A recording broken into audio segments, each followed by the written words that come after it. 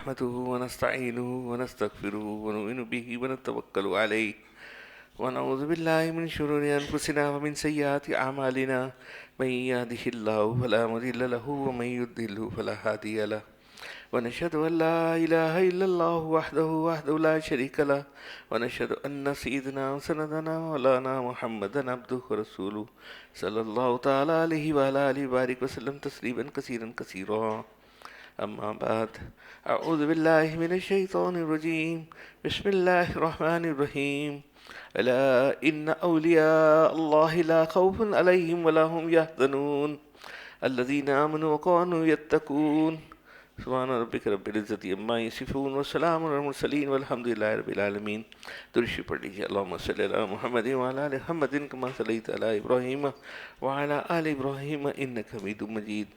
اللهم بارك على محمد وعلى آل محمد كما باركت على إبراهيم وعلى آل إبراهيم إنك حميد مجيد. میرے معزز دوستو بزرگوں، قرآن کریم کی آیت جو پڑھی گئی ہے، اور ہم نے یہ طے کیا تھا انشاءاللہ کہ ہر پورے شعبان میں ہم اسی آیت کے اوپر پھر آگے مضمون کو لے کے چلیں گے. اس کا ترجمہ ہے: یاد رکھو بے شک جو دوست ہیں اللہ کے، یاد رکھو بے شک جو دوست ہیں اللہ کے، نہیں ہے کوئی خوف ان کے لیے، نہیں وہ غمگین ہوں گے. یہ وہ لوگ ہیں جو ایمان لائے اور گناہوں سے بچتے رہے. اصل مقصود گناہوں سے بچنا ہے. اگر گناہ کرتے رہیں گے اور عبادت بھی کرتے رہیں گے تو بات نہیں بنے گی. اصل چیز ایک آزمائش یہ ہے کہ جب گناہ کے تقاضے پیدا ہوں، خوف پیدا ہو، تو اس میں ہم بچنے کی کوشش کریں. ہمارا پچھلی دفعہ جو مضمون تھا وہ یہ تھا کہ ہمیں کیسے پتہ چلے گا کہ اللہ کی ولایت، یہ شعبان کا مہینہ ہے، ولایت حاصل کرنے کا مہینہ ہے نا. آپ جاری کر کے رمضان میں پھل کھانے کا مہینہ ہے. اگر اس کے اندر ہم گناہوں کے بچنے کی کوشش کر لیں گے، زندگی کے اندر اعمال لے آئیں گے، کم از کم نماز کا ہمارا بہترین اہتمام ہو جائے گا. نماز فجر کی نماز بہت کم لوگ ہوتے ہیں، نماز کے اندر معاملہ بہتر ہو جائے گا.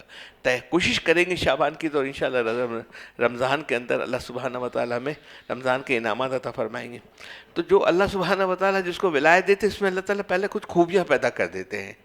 تو وہ خوبیوں کے اندر پچھلے دفعہ ہماری دو چیزیں بات کی تھی، تھوڑی سی میں 1-2 منٹ اس اندر ریپیٹ کر لیتا ہوں. اس کے اندر 2 عادت پیدا ہو جاتی ہے. ایک تو وہ مثبت ہو جاتا ہے، ہر چیز میں مثبت بات کرتا ہے، مثبت سوچتا ہے. اور دوسرا وہ پوری امت کی فکر کرتا ہے، دعوت دیتا ہے. 2 باتیں. آپ مفتی رشید صاحب فرماتے تھے نا، اپنا تھرمامیٹر ڈال کے چیک کیجئے کہ یہ دونوں خوبیاں ہیں آپ کے اندر. نہیں ہے. مثبت یہ کہ میں نے آپ سے کہا نا کہ اگر آدھا گلاس بھرا ہوا ہے، خالی ہے، بارش ہو رہی ہے، تنقید وہ کرتا ہے، اصلاح نہیں کرتا. جو منفی سوچ والا ہوتا ہے، جو مثبت سوچ والا ہوتا ہے، یہ تنقید نہیں کرتا، اصلاح کی فکر کرتا ہے. وہ کہتا ہے کہ ہاں بارش آئی ہے، کیسی خوشبو ہو رہی ہے، پتے ہرے نظر آ رہے ہیں اور مٹی سے بھی خوشبو آ رہی ہے. اور جو منفی والا کہتا ہے دیکھو یہ گٹر بھر گئے ہیں، پانی ہو گیا ہے، گندگی ہو گئی ہے نا، وہ اعتراض کرتا ہے. اس کے ہر بات کے اندر اعتراض ہوتا ہے، اف اینڈ بٹ والی بات ہوتی ہے. اگر وہ مثبت ہے، اللہ سبحانہ وتعالیٰ جب کسی کو کوئی عہدہ دیتے ہیں، کسی کو آگے لاتے ہیں، تو اس میں وہ صلاحیت پیدا کر دیتے ہیں، اس میں وہ فراست پیدا کر دیتے ہیں. پہلی فراست یہ ہوتی ہے کہ یہ آپٹیمسٹک ہو جاتا ہے. ہی از نیور پیسمسٹک. نراش، جس کو ہم ہندی میں نراشواد کہتے ہیں، وہ نراشواد نہیں ہوتا. ہر چیز میں اس کو امید نظر آتی ہے. وہ سب کو جوڑنے کی کوشش کرتا ہے، کسی طرح جڑ جائے. اپنی سب تکلیفیں اٹھا لیتا ہے، سب کو معاف کر دیتا ہے. وہ جوڑنے کی کوشش کرتا ہے کہ یہ مخلوق جتنی بھی ہے دعوت دیتا ہے کہ ہم اس کو بھی معاف کر دیں، وہ ہمیں معاف کر دیں، یہ جڑ جائے، اللہ کے ہو جائے. وہ رات کو اٹھ کے روتا ہے امت کے لیے. اچھا نہیں بھائی، امت کے لیے وہ روتا ہے، اپنے لیے روتا نہیں. بخیل نہیں ہوتا وہ. بخیل وہ ہے جو اپنی ذات کے لیے خالی روئے، اپنے لیے مانگے، اپنے بچوں کے لیے مانگے، ہے نا. حضرت حاجی امداد اللہ مہاجر مکی جب کعبۃ اللہ کی طرف غلاف پکڑ کے روتے تھے کہ اپنے لیے تو کچھ بھی نہیں مانگ، کوئی گاڑی مانگ رہا ہے، کوئی اولاد مانگ رہا ہے، کوئی کچھ مانگ رہا ہے. جس نے اولاد مانگی، میں نے دیکھا ہوا ہے، مشاہدہ ہے، میرے عزیز ہے، خیر دور کے ہیں، نہیں میری آواز جائے گی پہچانے گے نہیں، جن کو میں نے دیکھا سالوں تک گلاف پکڑ کے روتے رہے کہ اے اللہ مجھے اولاد بیٹا دے دے.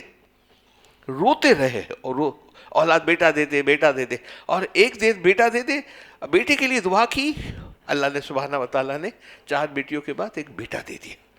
اب بچیوں کی تو شادی ہو گئی. بیٹے نے جب بڑا ہوا، اس کی شادی ہوئی، تو بیٹے نے ماں باپ کو گھر سے نکال دیا، اور وہ سرونٹ کوارٹر میں جو گاڑی کی پارکنگ تھی وہاں رہنے لگ گئے. وہیں پہ رہتے ہوئے وہیں دونوں کا انتقال ہوا. ہم کیا مانگتے ہیں اللہ سے کعبۃ اللہ کو؟ اے اللہ تو کوئی تجھ سے کچھ، کوئی کچھ مانگتا ہے، الہی میں ہوں تجھ سے طلبگار تیرا. اللہ پاک سے اللہ مانگیے، اللہ کی محبت مانگیے، اللہ سے قرب مانگیے، اللہ کا فضل مانگیے. یہ جس کے اندر اللہ تعالیٰ یہ خوبیاں ڈال دیتا ہے. اور ان اولیاء جو یہ اللہ کے ولی ہوتے ہیں، امت کی فکر کرتے ہیں، روتے ہیں. آپ یہ فکر کریں کہ امریکہ کی فکر کریں، کینیڈا کی فکر کریں، آپ western countries China, Singapore, Malaysia, China کی فکر کریں جو خدا کو نہیں مانتے. ہم تو پیچھے سے ایک صدیوں سے ایمان والے ہوتے ہوئے آئے ہیں نا. پہلے ایمان والے تھے، اللہ نے ایمان والے کے گھر کے اندر ہمیں پیدا کیا تو ہم نے کلمہ پڑھ لیا. ان کی کون فکر کرے گا؟ ان کو کون دعوت دے گا؟ ہم کچھ بھی نہیں کر سکتے تو ان کے لیے مانگ تو سکتے ہیں. دیکھیے بخیل کے ساتھ اللہ پاک نہیں ہوتا، سخی کے ساتھ ہوتا ہے. اور سخاوت صرف یہ نہیں کسی کو پیسہ دے دے. سخی یہ ہے کہ مثبت سوچ رکھ کے خود تکلیف اٹھا لے، خود پریشانی اٹھا لے اور دینے والا بن جائے. کس طرح اس کو دینا ہے؟ جب یہ اللہ تعالیٰ ڈالتے رہے تو اس میں فراست پیدا ہوتی ہے. ویژن جس کو آپ کہتے ہو انگریزی میں، دور اندیشی پیدا ہوتی ہے. وہ ہر چیز کی ترتیب بناتا ہے، فکر کرتا ہے، سوچتا ہے. دنیا میں ہوتا ہے، ایسا نہیں دنیا سے کٹ گیا ہے، دنیا میں مکمل ہوتا ہے. لیکن اللہ تعالیٰ اس کے اندر اس کو ایسی صلاحیت پیدا کر دیتے ہیں کہ وہ دنیا میں ہوتے ہوئے بھی نہ ہونے کے برابر ہوتا ہے. کچھ نہیں، اس کا کوئی معاملہ نہیں ہے کہ آ جائے ملک الموت آ جائیں، بھائی میں آپ کے پاس 2 گھنٹے کے بعد آپ کو لینے آ رہا ہوں، تو اس کو کہے گا ویلکم، آ جائیے میرے پاس، ہے نا. وہ ہر چیز اپنی تیاری کر کے رکھتا ہے اور فل دنیا کا کام کرتا ہے. کبھی ہمارے حضرت والا نے یہ نہیں کہا کہ دنیا کا کام چھوڑ دیجیے، کم کر دیجیے. میں نے جب یہ حضرت والا کے پاس گیا ایک دفعہ ICU میں، میں نے کہا کہ حضرت میں یہ ایک فیکٹری لگا رہا ہوں.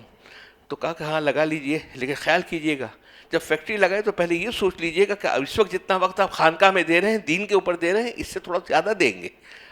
اللہ سے مانگیے گا، اللہ تعالیٰ ایسے لوگ دے دیں گے آپ کو، ایسے آدمی اسٹاف آپ کو دے دیں گے، برکت دے دیں گے. وہ برکت والا اللہ سے مانگیے گا. یہ نہ ہو کہ آپ الجھ جائیں اس کے اندر، ہمیں الجھنا نہیں ہے. ٹھیک ہے.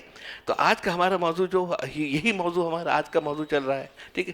شعبان ہے. اللہ تعالیٰ یہ شعبان کے اندر دیکھیے، آپ یہ کوئی بھی بیج ہوتا ہے نا، ڈالتے ہیں، اس کی آبیاری کی جاتی ہے، پانی ڈالا جاتا ہے، کھاد ڈالا جاتا ہے، پھر وہ درخت بنتا ہے. اب وہ جب درخت بن جاتا ہے تو وہ درختوں کو پیدا کر دیتا ہے، لیکن آبیاری کرنے کے بعد جو بیج ہوتا ہے وہ اپنے آپ کو فنا کر دیتا ہے. اب آج کا ہمارا موضوع ہے، جب یہ اللہ تعالیٰ یہ صلاحیت دیتے ہیں کہ مجھ سے اللہ کام لے رہے ہیں، مجھے ولایت دے رہے ہیں، مجھے اللہ کا قرب دے رہے ہیں، اللہ کی معرفت دے رہے ہیں، تو ایک خوبی اس کے اندر یہ پیدا ہوتی ہے، وہ اپنے آپ کو مٹاتا ہے. میں کچھ نہیں ہوں، مٹاتا ہے. جب مٹتا ہے آدمی، وہ بیج ختم ہو جاتا ہے، درخت بنتا ہے، ہزاروں پھل لگ جاتے ہیں اس کے اوپر، ہے نا. تو کیا ہے کہ اپنے آپ کو مٹانا ہے. مٹتا کیسا ہے؟ حضرت مولانا ظفر علی خان صاحب کا میں ایک بیان سن رہا تھا، انشاءاللہ میں نے اس کو پرنٹ کرنے کے لیے نکال دیا ہے. وہیں کینیڈا کی بات ہے کہ پڑوس میں ایک صاحب رہتے تھے، اپنے پاکستانی تھے. بالکل اس کے ساتھ میں دیوار کے اندر ایک ہندو رہتا تھا، لالا جی رہتا تھا. ان کی عادت تھی کہ یہ قرآن شریف زور سے پڑھتے تھے اپنے کمرے میں، ہے نا، وہاں پر، اور وہ آواز اس کے لالا جی کے پاس جاتی تھی، ہندو کے پاس جاتی تھی. حضرت مولانا ظفر علی صاحب نے یہ واقعہ بیان کیا، اور بیان کرنے کے بعد ان کو کس نے بیان کیا؟ وہ بھی بہت عالم، بڑے عالم دین نے بیان کیا وہاں کے. تو ان کا انتقال ہو گیا، وہ لالا جی کا، ہندو تھا. انہوں نے دیکھا خواب میں کہ بھئی اللہ تعالیٰ نے آپ کے ساتھ کیا معاملہ کیا؟ بولے وہ تو انہوں کو دیکھا کہ جنت کے اندر ہیں اور جھولے کھا رہے ہیں. تو بولا لالا جی تم تو کل میں، تم تو مسلمان ہو، کہ یہ تو ہماری جگہ ہے، تم کیسے یہاں پہنچ گئے؟ تو انہوں نے کہا کہ جب آپ کے یہاں قرآن شریف پڑھا جاتا تھا تو میں سنتا تھا، پڑوس میں تھا اور قریب ہو کے سنتا تھا. میرا دل چاہتا تھا کہ میں قرآن شریف کو قبول کر لوں، تمہارے دین کو قبول کر لوں، لیکن میرے گھر کے اندر، خاندان کے اندر، مرتبے کے اندر ایسے میرا مقام تھا، میں نہیں کر سکتا تھا.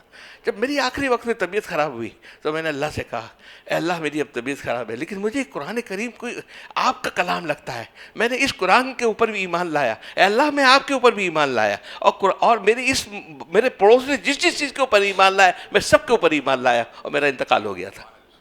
یہ صرف قرآن کا پڑوس. دیکھیے پڑوس خالی قرآن سے سنتا تھا، وہ سننے کی تو یہ جو فنائیت بھی پیدا ہوگی، جو بھی ہوگی نا، یہ بغیر کسی کی آپ کی صحبت کے نہیں پیدا ہو سکتی ہے. صحبت کے بغیر بات نہیں بنتی. صحبت ہوگی اگر صحبت کے اندر. دیکھیے حاجی صاحب ہمارے حاجی امداد اللہ مہاجر مکی سے جب یہاں سے گئے، آپ کو پتہ ہے آخری جب ان کو برٹش گورنمنٹ نے، ملٹری نے سب کو پکڑ لیا، رشید احمد گنگوئی کو پکڑ لیا، قاسم نانوتوی کو پکڑ لیا، چھوڑ دیے، 2 آدمی بچ گئے تھے. باقی تو دہلی کے اندر تو ہر درخت کے اوپر پھانسی گھر بنا دیا گیا تھا نا، لٹکا دیتے تھے. حاجی صاحب نکل گئے مکہ مکرمہ کے لیے. تو ایک وقت ایسا ہے کہ ان کو بالکل ہاتھ ڈالنے کا وقت آ گیا، ان کا ہاتھ پکڑے گئے. وہ تو گھوڑوں کا استبل تھا نا، اس کے اندر گھاس ہوتا ہے، کھانے پینے کی چیز ہوتی، وہ جا کر اندر لیٹ گئے. تو وہ فوج اندر آ گئی، دیکھا انہوں نے، چیک کیا، گھوڑوں کو دیکھا، کہیں ان کو نظر نہیں آیا، وہ چلے گئے. اللہ نے بچانا ہوتا ہے. جس کو ہمارے حضرت والا فرماتے ہیں جس کو اللہ رکھے اس کو کوئی نہ چکھے, اور جس کو اللہ نہ رکھے اس کو سب چکھے, سب چکھے. یہ آپ کے اندر یہ پھانسی گھر کراچی کا تھا. میں آپ کو بہت پرانی بات کرتا تھا, میں وہاں پر ہمارے حاجی ہارون ہمارے کونسلر زندہ تھے, اللہ تعالیٰ ان کی مغفرت فرمائے, درجات کو فرمائے. تو وہاں پر ہاں جی ہارون ولی, ہارون کالیا کہتے تھے, ہارون ولی ان کا نام تھا, بہت اچھے تھے. اور ہماری ان کے ساتھ سیاسی ہمیشہ اختلاف ہوتا تھا. میں جماعت کی طرف سے ہوتا تھا, وہ پیپلز پارٹی کی طرف سے ہوتے تھے, ٹھیک ہے. تو میں نے ان سے کہا یار مجھے جیل میں جانا ہے اور یہ فلاں آدمی سے ملنا ہے. اس وقت آپ کو پتہ ہے بڑے بڑے فون ہوتے تھے, انسٹا فون ہوتے تھے, یہ آپ کے موبائل چھوٹے والے نہیں ہوتے تھے, بڑے بڑے فون لے کے جاتے تھے. ایک بہت بڑا تاجر اور بہت اچھا ہمارا دوست, وہ کسی وجہ سے وہ جیل کے اندر وہاں چلا گیا تھا. تو اس نے مجھے کہا کہ مجھے ایک کام کروا دو کہ میرے بچوں سے میری بات کرا دو, میری بچوں سے فون پہ بات کرا دو, کیونکہ وہ اس وقت بہت اسٹرکٹ تھا. تو ہارون نے ان کو فون کیا, سپرنٹینڈنٹ آف جیل کو. پھر مجھے سپرنٹینڈنٹ جیل نے اپنے کمرے میں بلایا, اس جیل سے قیدی کو بلایا, مجھے فون الاؤ کیا, اس نے فون سے بچوں میں بات کیا, ہم نے بہت اپنا وقت ساتھ گزارا. جیل کے اندر اگر آپ کو اس کی تو بہت پرانی بات ہو گئی. یہ ابھی میرا الحمدللہ میرا حج سے آنا ہوا تھا, تو ہمارے 2 بیپاریوں کو کراچی کے ٹاپ کے ایکسپورٹر کو بھی وہاں جیل میں رکھا تھا. میں سیدھا آیا, نیکسٹ ڈے میں دوبارہ جیل چلا گیا ملنے کے لیے. میں نے اب ظاہر بات ہے کہ اتنے کچھ نہ کچھ تعلق ہوتے ہیں, سپرنٹینڈنٹ جیل و ملاقات ہو جاتی ہے. ان دونوں کو بلایا تو یہاں سر رکھ کے ایسے زاروں قطار رو رہے تھے, ایسے زار, حالانکہ ان کو فرسٹ کلاس فیسلٹی دی ہے. اگر جیل کے اندر آپ کو دے دی جائے, تمام باتھ روم دے دیا جائے, ٹاپ کا سب چیزیں دے دی جائے, کمرہ دے دی جائے, 2 خادم دے دی جائے, اور ان سے کہے تم زندگی جیل میں گزارو, تو گزارے گا کہ بھائی مجھے خدا کے لیے یہاں سے نکالو, ہاں خدا کے لیے نکالو. یہ جیل ہے, جیل ہے, مومن کے لیے دنیا جیل ہے. کیا ہم نے سمجھ رکھا ہے اس کو؟ اتنے مصروف, اتنے کام کے اندر کوئی ہمیں پتہ نہیں ہے. جانا تو ہے سب نے نا, اور ہمیشہ کے لیے جانا ہے. دوستو عمر ہے, صحت ہے, کام کر لو, بنا لو, محنت کر لو, اعمال کر لو. جب تک اعمال زندگی کے اندر آ جائیں گے انشاءاللہ یہ وقت ہے کام کرنے کا. جب یہ وقت گزر جائے گا, دیکھو بیماری کے اندر کچھ بھی نہیں ہوتا. میں ابھی 2-3 سال پہلے بیمار رہا تھا. کوئی عبادت, کوئی اعمال نہیں ہوتے. یہ اعمال کا وقت ہے, کرنا چاہتے ہو تو کر سکتے ہو.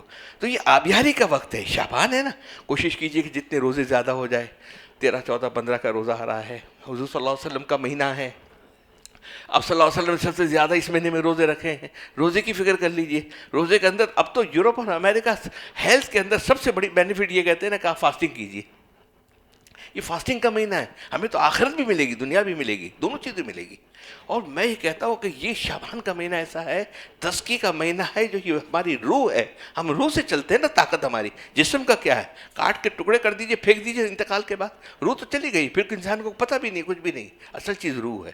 اگر روح ہے تو ایک پن بھی آپ کو لگے گی تو آپ کو بہت تکلیف ہوگی, اور روح نکال دی جائے تو کاٹ بھی دیا تو کوئی پتہ نہیں چلے گا.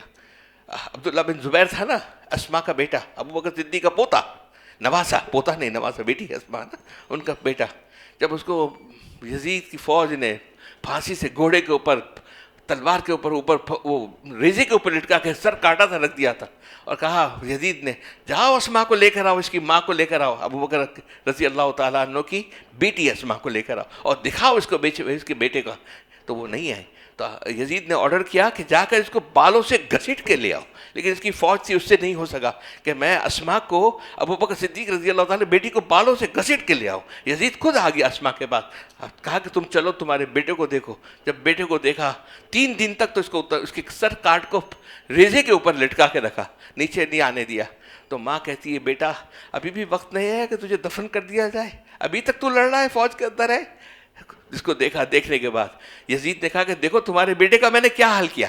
اسما نے ایک قیمتی بات کی رضی اللہ عنہ, کہ تو نے اس کی دنیا خراب کر دی, اس نے تیری آخرت خراب کر دی, اس نے تیری آخرت خراب کر دی, ہے نا. بہرحال دوستو, یہ مہینے کے اندر جو کر سکتے ہو نا, اب تھوڑا سا اپنا وقت نکالیے.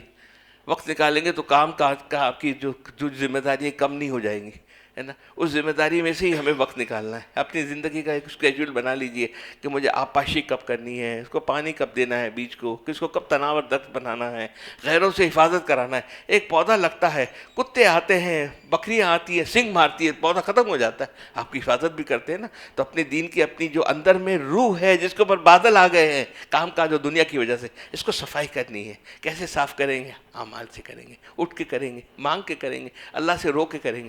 روئے بغیر بات نہیں بنتی، رونا ہوگا، روئے بغیر کوئی بات نہیں بنتی. قرآن کریم کی جتنی صورتیں ہیں نا مفتی صاحب، ابے کرسی دیجیے، جتنی بھی صورتیں نا یا مدنی ہیں یا مکی ہیں، جس میں تو کوئی بھی چیز نہیں ہے نا.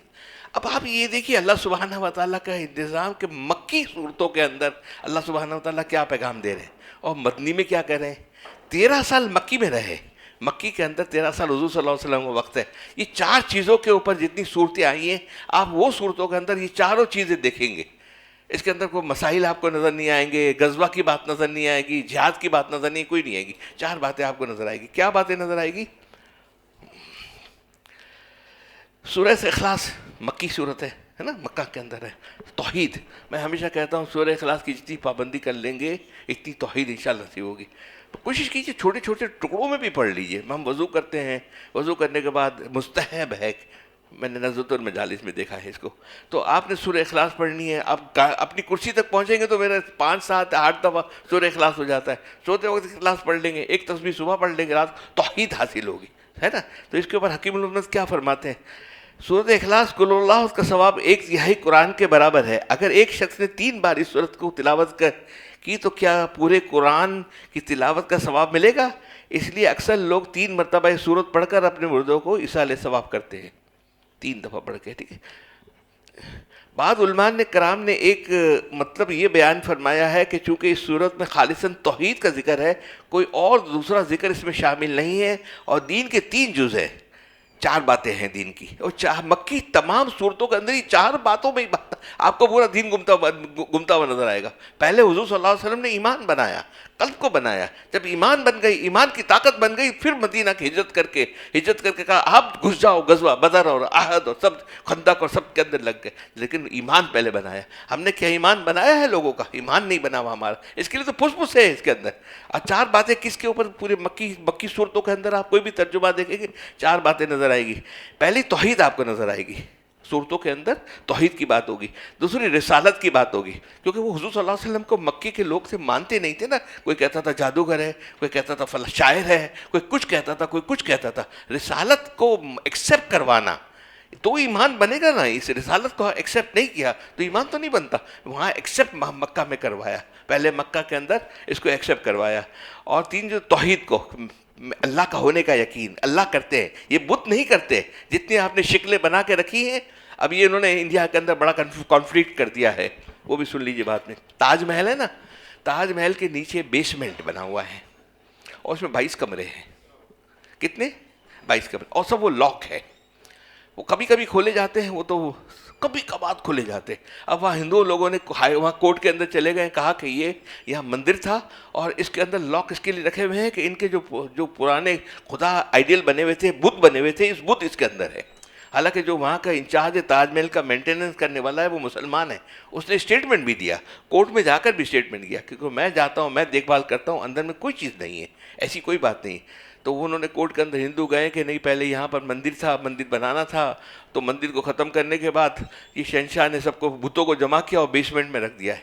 تو ایسے تو آتے رہیں گے وقت، ایسے معاملات آتے رہیں گے، مشکل مسلمانوں کے اوپر آتی رہے گی. اسی لیے تو جنت ہے، جنت اتنی آسان تھوڑی ہے. تو پہلے تو اللہ کا ہونے کا یقین. یہ بتوں سے ہمارا تو یقین اتنا، میں نے پہلے بھی بولتا، جتنا پینیڈول پہ یقین اتنا اللہ پہ یقین نہیں. پینیڈول سے میں ٹھیک ہو گیا، ارے یہ کہیے نا اللہ سے ٹھیک ہو گیا. آپ ایک دیکھیے شادیاں، کھانے پینے، رواج کس طرح جا رہے ہیں. ہر کام وہ کر رہے ہیں جو اللہ سے دوری اور جہنم سے قریب ہمیں لے جاتے ہیں. جہنم سے قریب. ہماری توحید کیسی ہے؟ ہم سب جگہ پہ سب سے مدد مانگتے ہیں. کبھی علی سے رضی اللہ تعالیٰ سے مانگ لیتے ہیں، کبھی ہم نے غوث پاک سے مانگ لیتے ہیں، کبھی فلاں بزرگ سے مانگ لیتے ہیں، کبھی شیخ سے کوئی کچھ کسی کے لیے نہیں کرے گا. آپ کے لیے کوئی دعا کر سکتا ہے، آپ میرے لیے دعا کرتے ہیں، میں آپ کے لیے اللہ سے دعا کرتا ہوں. کرنے والی تو اللہ کی ذات ہے. اللہ چاہے گا تو ہوگا، اللہ نہیں چاہے گا تو اللہ چاہے گی کب؟ کہ جب آپ کی بھی تڑپ ہوگی. میں آپ کے لیے کہتا ہوں کہ فلاں اللہ اس کو، تو آپ اللہ تعالیٰ دیکھتے کہ اس کے اندر بھی اخلاص ہے، وہ اس کی چاہت ہے، اس کی طلب ہے. میری دعا کب قبول ہوگی؟ جب اس کی بھی چاہت ہوگی، تو ہے نا. تو کرنے والی تو اللہ کی ذات ہے. تو اتنا ہمارے پاس تو پہلے تو اللہ نے وہاں پر مکی زندگی کے اندر 13 سال جدوجہد ایمان بنانے پہ لگایا. پہلا ایمان بنایا کہ آپ اللہ تعالیٰ کہتے ہیں مجھے تو قبول کرو، میں المولا ہوں، میں ربا ہوں، میں رب ہوں، میں پالنے والا ہوں، مجھ سے میری طرف تو آؤ۔ پھر رسالت کی بات ہے آپ کو مکی صورتوں میں ملے گی، مدنی صورتوں کا آپ اگر جائیں گے تفسیر میں تو بات الگ ہے، مکی صورتوں کی بات الگ ہے۔ پہلی بات توحید ہو گئی، دوسری رسالت ہو گئی، اور تیسری بات آخرت والی، کیونکہ وہ مکے کے لوگ کہتے تھے کہ بھئی ہم ختم ہو گئے، مر گئے، مٹی میں مل گئے، اس کے بعد کیا ہے؟ کچھ بھی نہیں، ختم ہو گیا، دوبارہ کیسے وہ انسان پیدا ہوگا؟ آپ صلی اللہ علیہ وسلم نے سمجھایا جب تم نہیں تھے تو اللہ نے بنایا نا، اس قطرے سے بنایا، سب چیزیں بنائی، تو ایک دفعہ جس نے بنایا وہ دوبارہ بنا سکتا ہے، تو اس کے اوپر بھی ایمان بنایا ہے نا، رسالت پہ ایمان بنایا، توحید پہ ایمان بنایا، آخرت پہ ایمان بنایا، مرنا ہے وہاں حاضر ہونا ہے، اور فَمَن يَعْمَلْ مِثْقَالَ ذَرَّةٍ خَيْرًا يَرَهُ، خیر اور شر کا ایک ایک چیز کا حساب دینا ہے وہاں پر، آخرت کے اوپر ایمان بنایا۔ اور چوتھی بات جو بنائی وہ قرآن کریم کی ان 3 حصوں کے اندر آپ دیکھیے قرآن کریم کے اوپر یقین بنایا۔ قرآن کے یہ کہتے تھے کہ حضور صلی اللہ علیہ وسلم سے قرآن مت کوئی سنیں گے تو ایسا جادو ہے قرآن کریم کہ وہ مسلمان ہو جاتا، ایمان والا ہو جاتا تھا۔ اور پوری مکی زندگی میں اتنی جد و جہد کی حضور صلی اللہ علیہ وسلم نے، آپ دیکھیے نا عمر رضی اللہ تعالیٰ عنہ 40th مسلمان ہیں، ان کے چچا 39th مسلمان ہیں، تو یہ مسلمانوں نے اتنی تکلیف، تو یہ دنیا تھوڑی تکلیف کا گھر ہے، لیکن آپ اور ہم کیا سوچ رہے ہیں؟ ہم تو یہ لگے ہوئے کہ ہمیں ایسا لگتا ہے کہ ہمیں 500 سال دنیا میں رہنا ہے، ہم سب کام کے میں نہیں کہتا نہ کرے، سب چیز کرے، خوب کرے، دھیان سے کرے، تو لیکن اللہ کی طرف ہمارا رجوع اللہ اول ترجیح ہمارا وہ ہونا چاہیے۔ حضرت موسیٰ علیہ السلام کی ایک دعا آپ کو، ہمارے یہ جتنی مصیبتیں پریشانی ہے نا، وہ اللہ کا فضل ہے، حضور صلی اللہ علیہ وسلم کا صدقہ ہے کہ اللہ تعالیٰ ہمیں ہمارے گناہوں کی وجہ سے ہمارے اوپر کوئی قسم کی سزا نہیں ہوتی ہے، اللہ تعالیٰ ہمیں اکثر تو معافی کر دیتے ہیں، ہے نا۔ پہلے کے زمانے میں تو فوراً پکڑ ہو جاتی تھی۔ حضرت موسیٰ بنی اسرائیل کے زمانے میں ایک مرتبہ سخت قحط پڑا، مدت تو بارش نہیں ہو رہی تھی، لوگ پریشان ہو کر حضرت موسیٰ علیہ السلام کے پاس آئے اور ان سے عرض کیا کہ یا کلیم اللہ، رب العالمین سے دعا فرمائے کہ بارش نازل فرما دے۔ حضرت موسیٰ علیہ السلام نے اپنی قوم کو، جن کی تعداد 70,000 یا اس سے بھی زیادہ تھی، کتاب میں بہت زیادہ لکھی ہوئی ہے لیکن کم از کم 70,000 تھی، جن میں بوڑھے جوان بچے بیمار جانور سب شامل تھے، سب کو لے کر بستی سے باہر نکلے اور بڑی عاجزی سے دعا کرنی شروع کی، ہے نا۔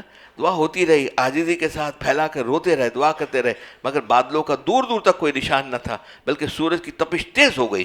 حضرت موسیٰ علیہ السلام کو اس کا تعجب ہوا، رب تعالیٰ سے دعا کرنے ہوتے ہوئے وجہ پوچھی، تو کلیم اللہ، تو نبی کی دعا تھی، قبول نہ ہونے کی ضرور کوئی وجہ تھی، نبی دعا مانگ رہا ہے، آپ دعا میں مانگ رہے ہیں اور دعا کے بعد وہ معاملہ بن نہیں رہا ہے، تو وہ تو دیکھ لیجئے کہ ہم نے آپس میں رشتہ داروں میں توڑ پیدا کی ہوئی ہے، وراثت نہیں دی ہوئی ہے، آپس میں اختلاف کیا ہوا ہے، سلام دعا نہیں ہے، ہم اندر میں دل میں بغض لے کر بیٹھے کہ اس نے ایسا کیا تو میں نے بھی ایسا کرنا ہے، یہ میرے یہاں نہیں آیا تو میں نے بھی یہ کرنا ہے، اس نے فلانا نہیں کیا تو فلانا نہیں۔ میں جوڑنے میں لگا ہوا ہوں یا توڑنے میں لگا ہوا ہوں، معاف کرنے میں لگا ہوا ہوں یا نہیں لگا ہوا ہوں؟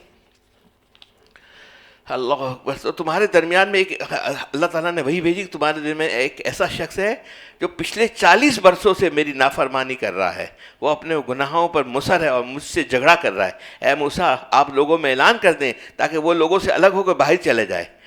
ارشاد ہوا تمہارے کام آواز ہے۔ جب اس نے یہ اعلان کر دیا موسیٰ علیہ السلام نے، تو جو گنہگار شخص تھا وہ سر نیچے رکھ کر، ہمارے بزرگ فرماتے ہیں کہ وہ پاؤں کو اس طرح اٹھا کر زمین پہ بیٹھا ہوا ہے اور زمین سے اللہ سے رو رہا ہے، مانگ رہا ہے، اے اللہ تو نے میری اتنا عرصہ میری ستاری فرمائی، مجھ سے نافرمانی ہوتی رہی، آج اتنے سارے لوگ ہیں، میں اگر اٹھ کے چلے جاؤں گا تو مجھے لوگ کہیں گے کہ ہاں یہی گنہگار تھا، مجھے معاف کر دیجئے، میں توبہ کرتا ہوں، اے اللہ میں توبہ کرتا ہوں، میں آئندہ یہ گناہ نہیں کروں گا، میں آئندہ یہ گناہ نہیں کروں گا۔ اس نے توبہ کی، اللہ سے بات کی، بادل میں بارش آنی شروع ہو گئی، کوئی آدمی گیا نہیں ہے وہاں سے۔ موسیٰ علیہ السلام اللہ سے خطاب کر رہے ہیں، اے اللہ تو آپ نے تو کہا تھا کہ ایک گنہگار ہے یہاں سے چلا جائے، یہاں سے تو کوئی بھی نہیں گیا، آپ بتا دیجئے نا کون تھا؟ تو اللہ تعالیٰ فرماتے ہیں، ان کو وہی حضور آتی ہے کہ میں نے ان کی اتنے سال ان کی ستاری فرمائی، میں نے آپ کو ایکسپوز، لوگوں میں اس کی عزت بے عزت نہیں ہونے دیا، اب تو وہ میرا دوست بن گیا ہے، میرا ولی بن گیا ہے، اب میں اس کو کیسے تمہارے سامنے بدنام کروں گا؟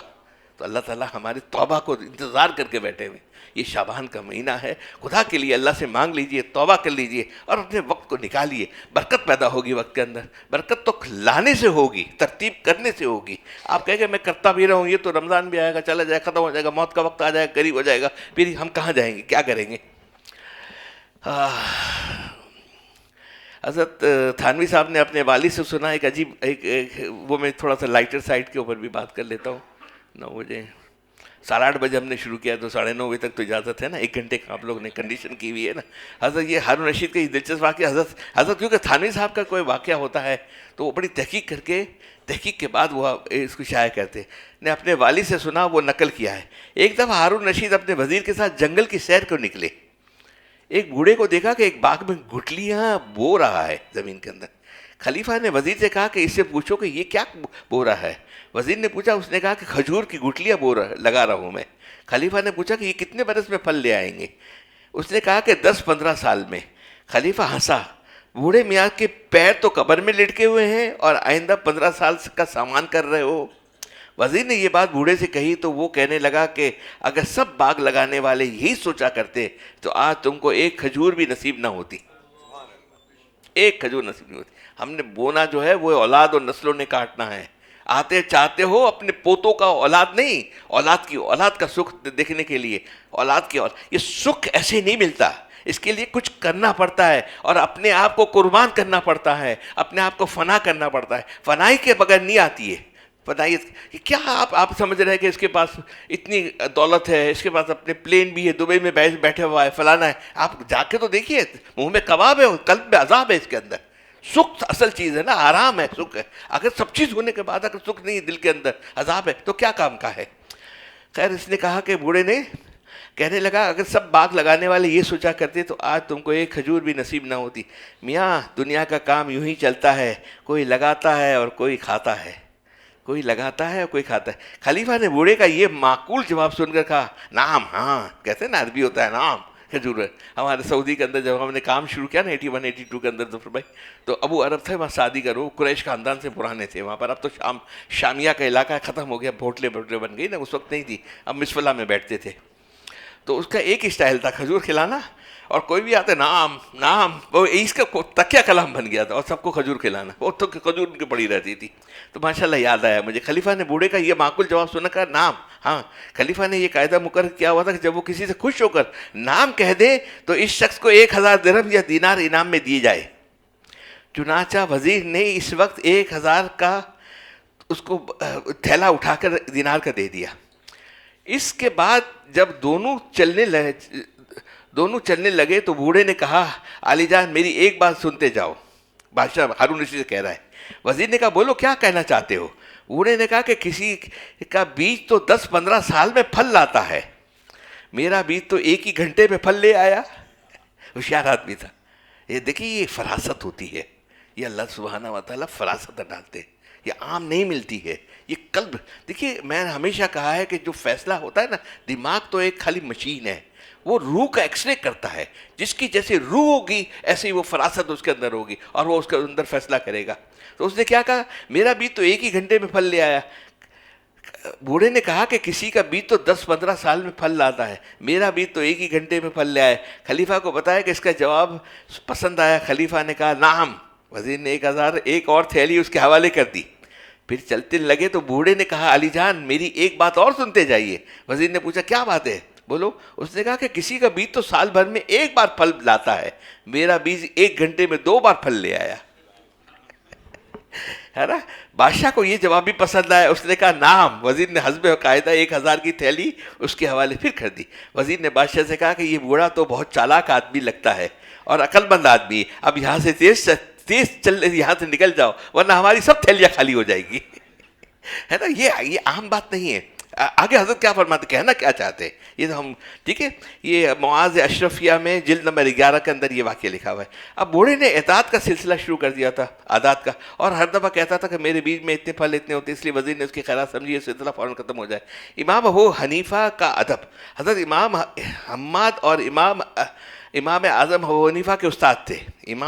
حضرت امام حماد رحمۃ اللہ علیہ امام اعظم ابو حنیفہ کے استاد تھے. اللہ تعالیٰ جس کو ولایت عطا فرماتے ہیں نا تو یاد رکھیے گا ان کو بادب اور بانصیب کر دیتے ہیں اور اپنے لیے فنایت کر دیتا ہے. آپ کو میں انشاءاللہ ایک اتوار کے دن ایک بات سناؤں گا. آپ کے تاریخ کے آپ واقعی اس وقت تو دنیا کے ٹاپ کے ریچ آدمی کو لے لیجئے، آپ کو بڑے بڑے آدمی کو لے لیجئے، آپ کو ان کا رہنا سہنا اسٹائل، دیندار والوں کو بھی لے لیجئے. میں 5-7 مثال دوں گا. وہ فنا ہوتے ہیں، ان کو کوئی چیز نہیں چاہیے، جو بٹھا دیا، جو کھلا دیا، جو رہ لیا، جس طرح گزارا کر لیا، لیکن با ادب ہوتے ہیں. جو اللہ تعالیٰ جس کو دولت یہ دیتے ہیں بادب کی، پہلے ادب سکھاتے ہیں پھر ان کو آگے لے جاتے ہیں، ہے نا. حضرت امام حماد رحمۃ اللہ امام اعظم ابو حنیفہ کے استاد تھے. امام حنیفہ میں ادب کی صفت بہت زیادہ تھی، تو وہ اپنے چھوٹوں کا بھی ادب کرتے تھے، چھوٹوں کی. جب حضرت حماد کا انتقال ہوا تو امام اعظم نے بتایا کہ کوئی نماز ایسی نہیں جس کے بعد وہ اپنے استاد کے لیے دعائے مغفرت نہ کرتے ہوں، اپنے استاد کے لیے دعائے مغفرت نہ کرتے ہو. ان کے ادب کا یہ واقعہ بے مثال ہے کہ ان کے استاد کا مکان امام صاحب کے مکان سے کچھ فاصلے پر تھا، درمیان میں 7 گلیاں پڑتی تھی. اس کے باوجود امام ابو حنیفہ امام اعظم رحمۃ اللہ نے اپنے استاد کے گھر کی طرف ساری عمر پاؤں نہیں پھیلایا، ادب ہوتا تھا ان کے. تو اللہ تعالیٰ جب فضل فرماتے ہیں نا تو یہ ادب دے دیتے ہیں. اور ادب کیسے ملتا ہے؟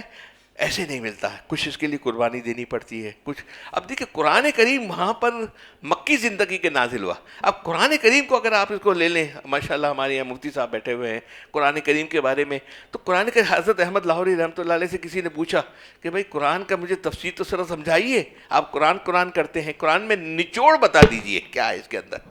حضرت احمد لاہوری فرماتے ہیں کہ اگر میرا ایک پاؤں ریل کے ڈبے کے اندر ہے، ایک پاؤں زمین کے اوپر ہے، اور ٹرین چل پڑی ہے، اور مجھے کسی کوئی کہتا ہے کہ مجھے قرآن کا آپ ترجمہ تفسیر کو کوئی خلاصہ بتا دیجئے، تو میں اس کو 3 باتیں سکھاؤں گا.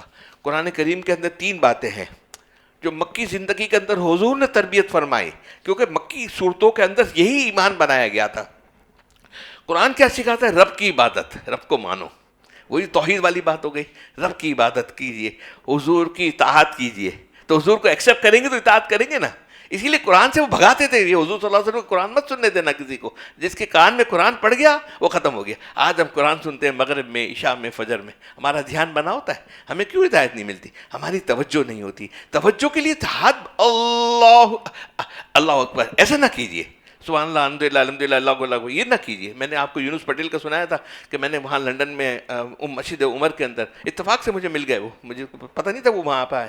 انہوں نے جب سبحان اللہ سبحان اللہ سبحان اللہ، اللہ تعالیٰ ان کی مغفرت فرمائے، درجات فرمائے. جب اللہ کی ہم تعریف کرتے ہیں، دھیان سے پڑھتے ہیں، توجہ سے پڑھتے ہیں، اللہ پاک ہے، اللہ پاک ہے، تو اللہ تو پاک ہے، آپ کو پاک کر دیں گے. آپ ثواب کے لیے نہیں، اپنی اصلاح کے لیے، اپنے آپ کو بنانے کے لیے آپ نے اعمال کرنے ہیں.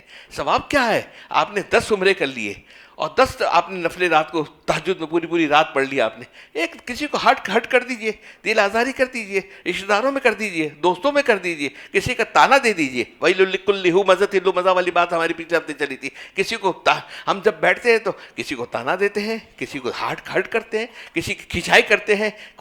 جو انسان کمزور ہوتا ہے اس کی تو شامت آ جاتی ہے دعوتوں کے اندر. آپ دیکھیے اس کے اندر تو ایک بات حضرت لاہوری صاحب فرماتے ہیں رحمۃ اللہ علیہ کہ بھائی جو قرآن کریم کی تفسیر میں 3 باتیں ہیں، ایک رب کی عبادت کر لیجئے، حضور کی اطاعت کر لیجئے، اور مخلوق کی خدمت کر لیجئے. مخلوق کے ساتھ اپنا تعلق کو جوڑیے. کٹنا نہیں ہے ہمارے یہاں، رہبانیت نہیں ہے اسلام کے اندر کہ رہبان الگ ہو گئے، کونے میں بیٹھ گئے، گھر کے اندر بیٹھ گئے. نہیں، ایسا نہیں ہے. ہمیں تو رہبانیت یہ ہے لوگوں میں رہیں، جی کے مرے، مر کے جیے، ان کی فکر کریں، ان کے کام میں لگے. ان کو تو پتہ ہوگا کہ دنیا کے کیا چکر ہیں، کیا مسائل ہیں، کیا مسائل نہیں ہیں. مجھے ایک صاحب نے ظفر بھائی اعتراض کیا کہ آپ لوگوں سے ان کے کاروبار کے بارے میں پوچھتے ہیں. ہمارے علماء اور جو مشائخ حضرات ہیں انہوں نے تو کبھی دنیا میں دلچسپی نہیں لی ہے. انہوں نے دنیا میں دلچسپی، میں نے کہا ہر ایک کا الگ، وہ بہت بڑے تھے، تقویٰ والے لوگ تھے، بڑے لوگ تھے.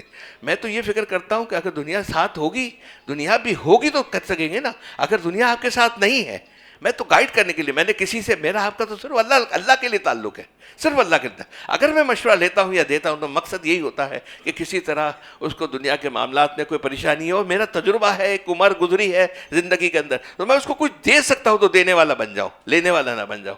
ہمارے ایک دوست ہیں، ان کے عزیز نے فون کیا کہ بھئی آپ کے آ کر آپ کی فیکٹری میں یہ ہمیں سیکھنا ہے، ہم آ سکتے ہیں لاہور سے؟ ہم نے کہا آئیے. وہ کہا 2 گھنٹے کے لیے آنا، 2 دن رک گئے. ہمارے بزرگ فرماتے صاحب نعمت تقسیم نعمت کرے. اللہ نے آپ کو صلاحیت دی ہے، بہت ساری چیزوں کی صلاحیت، ہر انسان کے پاس صلاحیت ہے، کچھ نہ کچھ ہے، وہ تقسیم کرے. اس کے اندر سب تقسیم کرنا ہے، تقسیم اس کی فکر کرنا ہے، اس کو جوڑنا ہے، اللہ سے مانگنا ہے. اس کے اندر مانگے بغیر بات نہیں بنتی. کوشش کریں کہ اللہ تعالیٰ کی توجہ مانگتے ہیں تو بات بن جاتی ہے. تو اچھا، آج کا موضوع وَاذْكُرِ اسْمَ رَبِّكَ وَتَبَتَّلْ إِلَيْهِ تَبْتِيلًا رَبُّ الْمَشْرِقِ وَالْمَغْرِبِ لَا إِلَٰهَ إِلَّا هُوَ فَاتَّخِذْهُ وَكِيلًا وَاصْبِرْ عَلَىٰ مَا يَقُولُونَ وَاهْجُرْهُمْ هَجْرًا جَمِيلًا، ہے نا. حق تعالیٰ فرماتے ہیں کہ وَاذْكُرِ اسْمَ ربی کا اسم مبارک لو. رب کا اسم مبارک کیا ہے؟ حضرت حکیم الامت فرماتے ہیں کہ اس میں ذات کا ثبوت اسی آیت سے ہے. صوفیہ کا ذکر اللہ جو ہے اسی آیت سے ثابت ہے.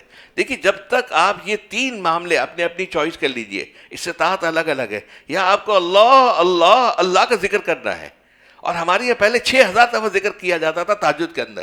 ابھی بھی مولانا خورشید صاحب جن کا میں جمعے کے دن خطبہ پڑھتا ہوں، جنہوں نے مجھے لکھ کے خطبہ دیا تھا، بڑے اللہ والے آدمی تھے. جب بھی بات کی جائے تو کہا کہ بھائی ذکر تو فجر کی اذان کے بعد نہیں ہوتا، پہلے ہوتا ہے، کرنا ہو تو میرے پاس وہاں جایا کرو. پہلے یہاں پی ایف بیس کے اندر رہتے تھے، پھر وہاں سعید آباد چلے گئے تھے. تو یا تو اللہ کا ذکر کرنا ہے اس وقت، یا اللہ کا کرنا ہے، یا اللہ کا کرنا ہے. لیکن اللہ کا کرنا ہے. آپ دیکھیں آپ نے سعودی کے اندر اللہ کا جو ذکر کرنے بیٹھیں گے، توجہ کریں گے، ساتھ میں انٹیلیجنس کا آدمی آئے گا، ہاتھ پکڑ لے گا آپ کا، یہ ذکر مت کیجیے، ہے نا. یہ ذکر آپ کو نہیں کرنے دیں. یہ ذکر اتنی طاقتور چیز ہے، اتنی فولادی چیز ہے اس کے اندر. یہ روح کا جو اس کے اندر تزکیہ ہوگا یہ اللہ کے ذکر سے، وہ کسی سے نہیں ہوگا. تو ہمارے حضرت والا قرآن کریم سے ثابت فرما رہے ہیں. میں اس کے بارے میں تھوڑی سی بات آپ سے کر رہا ہوں. رب کا اسم مبارک کیا ہے؟ حضرت حکیم الامت فرماتے ہیں کہ اس میں ذات کا ثبوت اسی آیت سے ہے. صوفیہ کا ذکر اللہ جو ہے اس آیت سے ثابت ہے. حضرت حکیم الامت اشرف علی تھانوی صاحب لکھا ہے کہ صحابہ کے زمانے میں ذکر کا ثبوت موجود ہے. جب وہ قرآن پاک یاد کرتے تو ایک لفظ کا رسوخ اور تکرار کرتے تھے. تکرار لفظ ہے، ذکر راسخ ہو جاتا ہے. وہ زمانہ تو عہد نبوت کا تھا. نبوت کے ایک نظر سے وہ صحابہ نسبت ہو جاتے تھے، اور نسبت بھی ایسی کہ قیامت تک آنے والا بڑے سے بڑا ولی اللہ ایک ادنا صحابی کے برابر نہیں ہو سکتا. اب زمانہ عہد نبوت کے بعد آگے لہٰذا صوفیہ نے یہ طریقہ نکالا کہ جیسے صحابہ ایک لفظ کی تکرار کر کے قرآن کریم یاد کرتے تھے. مثلا اذا السماء انشقت، اس طرح ہم بار بار اللہ کہتے ہیں تاکہ دل میں یاد ہو جائے. یاد تو ہے لیکن دماغ میں ہے، دل میں جب اترے گا، جب بار بار ہم اللہ کہیں گے تو اترے گا. جب اللہ کا ذکر کریں گے تو ہمارے فرشتے بھی ذکر کرتے ہیں، فرشتے ہمیں گھیر لیں گے، فرشتوں کی ہمیں صحبت مل جائے گی، جس کی صحبت سے میں نے کہا ایمان بنتا ہے. اب فرشتوں سے گناہ نہیں ہوتا، یہ ہمیں گھیر لیتے ہیں، اور اللہ کا فضل، اللہ کی رحمت کا نزول ہوتا ہے تو عظمت دل میں اللہ کی پیدا ہو جاتی ہے. آپ دو باتیں ہیں، ایک عظمت ہے، ایک پڑوس ہے، صحبت ہے. عظمت کب پیدا ہوگی؟ جب اللہ کی رحمت ہمارے اوپر نزول ہوتی ہوگی، اور صحبت جب فرشتے آئیں گے. آپ اللہ پڑھ رہے ہیں، اللہ کے لیے کوئی دنیا نہیں مانگ رہے ہے نا، آپ نے ذکر کر رہے ہیں. کوشش کر رہے ہیں میرے دوستو. اب بہت دن ہمیں باتیں کر لی ہیں، اب تھوڑا سا آگے بڑھیے. اس کے اندر ہمیں آگے بڑھنا ہے، اور آگے بڑھنے کا یہی ہے کہ آپ ذکر کے اندر تھوڑا ذکر کا معمول کو بڑھائیے. اور یہ تینوں میں سے جو بھی جس کو سیٹ ہوتا ہے. دیکھیے اللہ سب سے آسان ہے. اللہ ہمارے یہاں ذکر کے اندر ہماری 13 تسبیحات ہے، اس میں اللہ ہے 600 دفعہ، لا الہ الا 200 دفعہ، 400 دفعہ الا اللہ ہے، اور 600 دفعہ اللہ ہے، اور 100 دفعہ اللہ ہے. آپ کو چشتی ہمارے سلسلے کے ذکر کا ہے. تو اللہ بہت ڈائلیوٹ ہے. جو جس کو پہلے شروع کرے اللہ سے، اللہ، پھر تھوڑے دن گزر جائے تو اللہ کے ساتھ ایڈ کرے اللہ کے ساتھ نکلے، اللہ کے پاس پہنچتی ہے، اللہ کے پاس پہنچے. پھر جب تھوڑے دن اور گزر جائیں تو اللہ آپ نے ذکر کرنا ہے. ٹھیک ہے. حضرت حکیم اللہ تھانوی اندر فرماتے ہیں وَاذْكُرِ اسْمَ رَبِّكَ، کہ رب کیوں فرمایا وَاذْكُرِ اسْمَ؟ بات یہ ہے کہ پالنے والے سے محبت ہوتی ہے. رب کہتے ہیں پالنے والے کو، پالنے والے آدمی کو محبت سے یاد کرتا ہے. بتائیے ماں باپ کی یاد میں مزہ آتا ہے یا نہیں؟ تو یہاں رب کے لیے نازل فرمایا کہ میرا نام محبت سے لینا. خوش ملاحوں کی طرح میرا ذکر مت کرنا، عاشقانہ ذکر کرنا کہ میں تمہارا پالنے والا ہوں. جس طرح اپنے ماں باپ کی محبت نام لیتے ہو، ماں باپ کا نام لے کر تمہاری آنکھوں سے آنسو آ جاتے ہیں، کیا تمہارا اصلی پالنے والے میں نہیں ہوں؟ ماں باپ تو متولی ہیں، تمہارا اصلی پالنے والا تو میں ہوں. آگے فرماتے ہیں وَتَبَتَّلْ إِلَيْهِ تَبْدِيلًا، اور غیر اللہ سے کٹ کر اللہ سے جڑ جاؤ. غیر اللہ سے کٹ کر تھوڑا سا تو وقت دیجیے خلوت کا. ہمیں خلوت کے بغیر بات نہیں بنے گی. تھوڑا سا وقت دیجیے، کٹ جائیے دنیا سے بالکل اپنا ذہن بنا کر یکسو ہو کر، ہے نا. آگے فرماتے ہیں وَتَبَتَّلْ إِلَيْهِ تَبْدِيلًا، اور غیر اللہ سے کٹ کر اللہ سے جڑ جاؤ، انہیں اللہ کی طرف متوجہ رہو. غیر اللہ سے کٹنے کا اور کنارہ کش ہونے کا مطلب یہ ہے کہ کیا مخلوق کو چھوڑ کر جنگل میں نکل جاؤ؟ ہرگز نہیں. مطلب یہ ہے کہ قلب کے اعتبار سے مخلوق سے کٹ جاؤ. جسم بستی میں رہے، مخلوق خدا کے ساتھ ہو لیکن دل اللہ کے ساتھ ہو. رہبانیت حرام ہے، رہبانیت حرام ہے. ان آیت کی اس حقیقت کو جگر مراد آبادی نہیں ہوں تعبیر، میرا کمال عشق بس اتنا ہے جگر، وہ مجھ سے چھا گئے میں زمانے پہ چھا گیا. ان آیت کی تقدیم و تاخیر میں حکیم الامت تھانوی رحمۃ اللہ تصوف کی ایک مسئلہ بیان فرماتے کہ بعض لوگ کہتے ہیں کہ بیٹی کی شادی ہو جائے، مکان بنا لوں، تھوڑا سا کاروبار جما لوں، ذرا دنیاوی فکر سے چھوٹ جائے، میں یہ کام کر لوں، میں یہ کام کر لوں، اس کے بعد میں کروں گا، میں اس طرح کر لوں پھر کروں گا. آپ جس سے بات کر رہے ہیں ایک بیٹی کی شادی رہ گئی نا، یہ بیٹی کی شادی ہو جائے پھر میں یہ باقی کام ہے جتنے اپنے پورے کر لوں گا، آپ جو کہتے ہیں میں اس کے بعد کر لوں گا. آج پتہ نہیں کس وقت موت آ جائے، کس وقت چلے جائے، کوئی گارنٹی ہے کہ 60 سال 70 سال 80 سال انسان رہے. اللہ والوں کے پاس پھر چھوٹ جاؤں گا، پھر میں اللہ والوں کے پاس جاؤں گا، اللہ کی یاد میں لگ جاؤں گا، بالکل صوفی بن جاؤں گا. حضرت فرماتے ہیں کہ آیت کی ترتیب بتا رہی ہے کہ جس فکر میں ہو، جس حالت میں ہو، فوراً اللہ کا ذکر شروع کر دو. ذکر اللہ کی برکت سے تم فکروں سے چھوٹ جائیں گی تمہاری فکریں. جب سورج نکلتا ہے جبھی رات بھاگے گی، جب سورج نکلتا ہے جب ہی رات بھاگے گی. غیر اللہ سے افکار ہے اور دنیا میں جب یہ مغلوب ہوں گے جب اللہ تعالیٰ کی یاد کرو گے. اس لیے اللہ تعالیٰ نے یہ نہیں فرمایا کہ پہلے قلب کو 100 کر لو، 100 کر لو، میرا نام لو، بلکہ یہ فرمایا کہ میرا نام لو، میرے نام ہی کی برکت سے تم کو افکار و غم و پریشانیوں سے نجات ملے گی.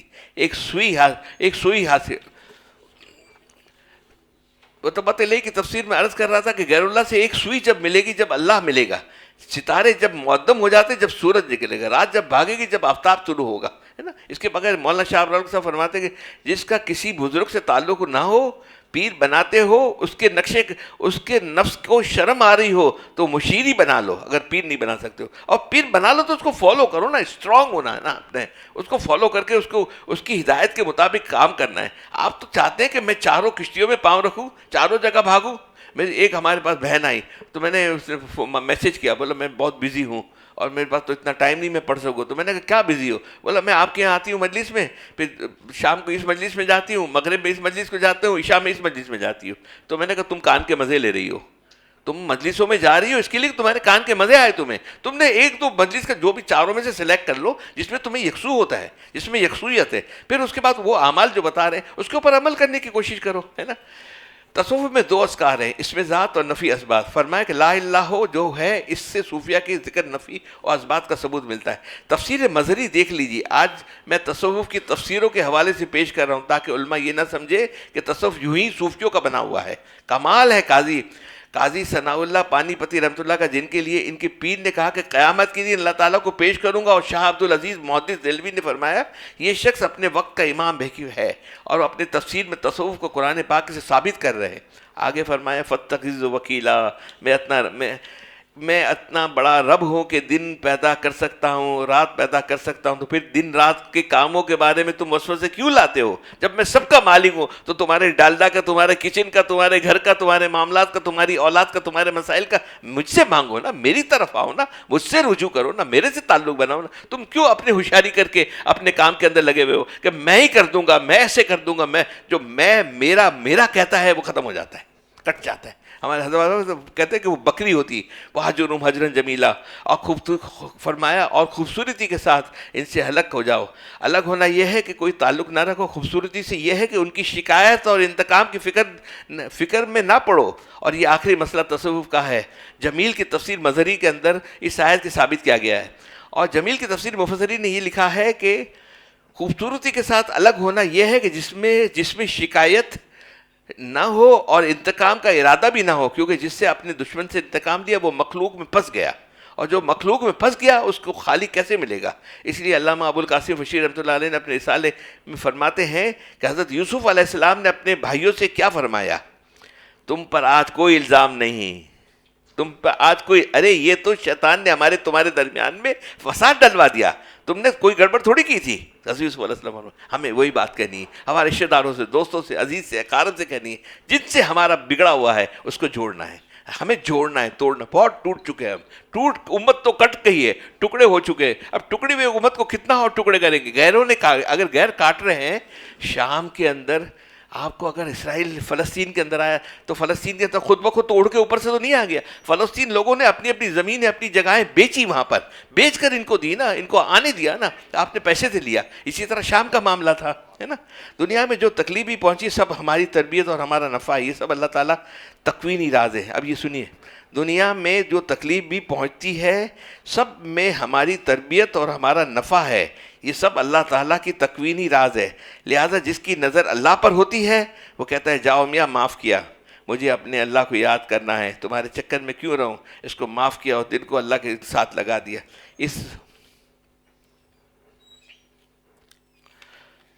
قاضی ثناء اللہ پاتی رحمۃ اللہ فرماتے ہیں کہ قیام اللیل اور تلاوت قرآن یہ دونوں کا منتہی کے اسباق ہے. جتنے اولیاء ہیں آخر میں ان کو یہی دو شگف رہ جاتے ہیں، رات کو تہجد پڑھنا اور قرآن کریم کی تلاوت کرنا.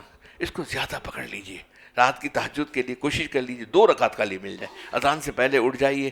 اب پھر اپنے دیکھ لیجئے، اگر ٹائم ہے صلاۃ التسبیح پڑھ لیجئے، ٹائم نہیں ہے کم ہے تو ایک تبارک و مزمل بڑی صورتیں پڑھ لیجیے. آپ سے بڑی صورتیں پڑھتے تھے، اور اس سے کم ہے تو 3 دفعہ کل اللہ پڑھ لیجیے. 2 منٹ دے دیجیے اللہ سے مانگنے کے، اللہ میں کمزور ہوں، مجھ سے کچھ نہ ہو سکا، مجھے معاف کر دیجیے. باتیں کیجیے اللہ سے باتیں کرنے 2-4 منٹ باتیں کر لیجیے. دیکھیے تو صحیح کیسا دل کو سکون ملتا ہے، کیسے راحت ملتا ہے. تو 2 کام تھے، قرآن کریم کی تلاوت کر رہا ہوں. یہ 2 اعمال منتہا کے سبق ہے. قاضی ثناء اللہ پاتی سوال قائم فرماتے ہیں کہ اللہ تعالیٰ نے منتہی کا سبق پہلے کیوں نازل فرمایا ہے. دیکھیے پہلے موقوف علیہ پڑھاتے ہیں، پھر بخاری شریف ملتی ہے، لیکن یہاں معاملہ کیوں برعکس ہوا. قیام اللیل اور تلاوت قرآن تو آخری سبق ہے، اور ذکر اس میں ذات اور نفی اسبات ہے، متبی اور متوسط کے اسباق ہے. تو اعلیٰ مقام اور آخری درجے کا سبق پہلے کیوں نازل فرمایا؟ اس میں کیا راز ہے؟ اس کے اشکال کے جواب میں فرماتا ہے کہ جن پر قرآن نازل ہو رہا تھا چونکہ وہ سید المنتہین تھے اور سید الانبیاء تھے، ان کے مقام نبوت کے لحاظ سے اللہ تعالیٰ نے پہلے منتہا کا سبق نازل فرمایا، اس کے بعد پھر عام امت کے لیے سبق نازل فرمایا. کوشش کیجئے میرے دوستو یہ تھوڑا سا اعمال اگر ہماری زندگی کے اندر آ جائیں. اور یہ مہینہ ہے استغفار کا، درود شریف کا. کوشش کریں استغفار بھی ہمارے معمولات میں کچھ بڑھ جائیں. استغفار تو ہم کر رہے ہیں لیکن تھوڑی دھیان سے کر لیں، تھوڑی توجہ سے کر لیں. دیکھیے سب سے زیادہ اللہ پاک خوش ہوتے ہیں استغفار سے. جب کرتے ہیں آپ استغفار کرتے ہیں، استغفار میں سب خوبیاں ہیں نا. اس میں فنائیت ہے. کسی سے آپ مانگتے ہیں، داڑھی میں ہاتھ ڈالتے ہیں تو اپنے آپ کو اب نیچے آنا پڑتا ہے نا، سرنڈر ہونا پڑتا ہے نا، اپنے آپ کو فنا کرنا پڑتا ہے نا. تو کسی سے مانگنے کے لیے اللہ سے مانگیے، اللہ سے کیجیے اور استغفار کیجیے. اپنا جو کھلا جو آپ کا ذکر ہے نا، آپ نے کوئی گنتی نہ رکھیں، وہ استغفار رکھیے. جو بھی استغفار آپ کو یاد ہے نا. میری ترتیب یہ ہے کہ صبح سے آپ استغفار شروع کیجیے. تو پہلے آپ کو ربنا ظلمنا، تھوڑی دیر آپ کو پتا ہے کہ میں نے ظہر تک یہ 2-3 استغفار ہو جائیں گے، جتنی بھی، کوئی تعداد نہیں. ہو سکتا ہے ایک ہی دفعہ پڑھا ہو، کوئی کی دفعہ 10 دفعہ ہو گیا، کبھی 11 دفعہ ہو گیا، کبھی 100 دفعہ بھی ہو گیا. ہم جیسے ٹائم کے کام کے اوپر ہے نا. ظہر سے لے کر وہ 2 استغفار پڑھ لیجیے. عصر اور مغرب اور عشاء کے درمیان آپ نے کوئی استغفار سلیکٹ کر لیجیے. سوتے وقت سید الاستغفار پڑھ لیجیے. ہاں ایک بات یاد رکھیے، دیکھیے حدیث کے اندر ہے، کمشن اللہ فرمائے اس وقت لوگ کا یہ حال ہوگا کہ صبح ایمان والے ہوں گے، شام کو ایمان سے نکل جائیں گے. شام کو ایمان سے، رات کو ایمان والے ہوں گے، صبح ایمان سے نکل جائیں گے. تو کوشش کیجئے کلمہ لا الہ الا اللہ، لا الہ الا اللہ جو ہے یہ صبح بھی پڑھیں، رات کو سوتے وقت بھی پڑھیں. اگر ہم سے منہ سے کوئی بات نکل گئی ہے سنت کے خلاف، فرض کے خلاف، اللہ کو ناراضگی والے کوئی اعمال ہم سے ہو گئے ہیں، تو ہم کلمہ پڑھ کے تجدید ایمان کر لیں. یہ کلمہ، قرآن کریم، استغفار اور درود شریف، اس کے معمول کو بڑھائیے، کام کے اندر وقت نکالیے. وقت ملتا نہیں کسی کو، نکالا جاتا ہے. تھوڑا سا ذکر کر لیتے ہیں بیٹا، بہت دن ہو گئے. اور اس دفعہ تو جمعے کے اتوار کی ہمارا ذکر 2 ہفتے سے نہیں ہوا ہے، تو بہت سارے وہ آ گئے، شکایتیں آ گئی. بہرحال ایک تو بہت ضروری بات تھی جاپان کی. جاپان کے اندر 32 سال ہو گئے ایف آئی آر نہیں کاٹی کسی نے، تھانے نے. جاپان میں پچھلے 30 سال میں چوری نہیں ہوئی، قتل نہیں ہوا، کوئی بھوکا نہیں ہوا. وہاں کا کرمنل ریکارڈ بتاتا ہے کہ ایک ایف آئی آر کٹی نہیں ہے. جو جاپان ہے، جو اللہ کو نہیں مانتا، نہیں ہے. زلزلے کے وقت کیمپوں میں سب کچھ رکھ دیا جاتا ہے، کوئی ایک چھٹانگ ضرورت سے زیادہ نہیں لیتا ہے. یا دیانتداری میں دنیا میں پہلے نمبر پر ہے، دنیا داری میں پہلے نمبر پر. سڑک پر 1 کروڑ پھینکتے کوئی نہیں اٹھاتا. آپ کندھا مارے، سامنے والا معذرت کرتا دکھائی دے گا. ترقی اور ٹیکنالوجی میں دنیا سے 10 سال آگے جیتے ہیں. کام اتنا کرتے ہیں کہ وزیر اعظم ہاتھ جوڑ کر آرام کے مشورہ دیتا ہے. سگریٹ کی راکھ جھاڑنے کی ڈبیا جیب میں رکھتے ہیں.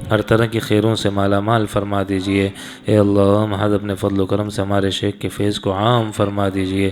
اے اللہ ہمارے یہاں جتنے سلسلے تعلیم کا، تربیت کے جتنے سلسلے چل رہے ہیں سب کو اپنی بارگاہ میں قبول و منظور فرما دیجئے۔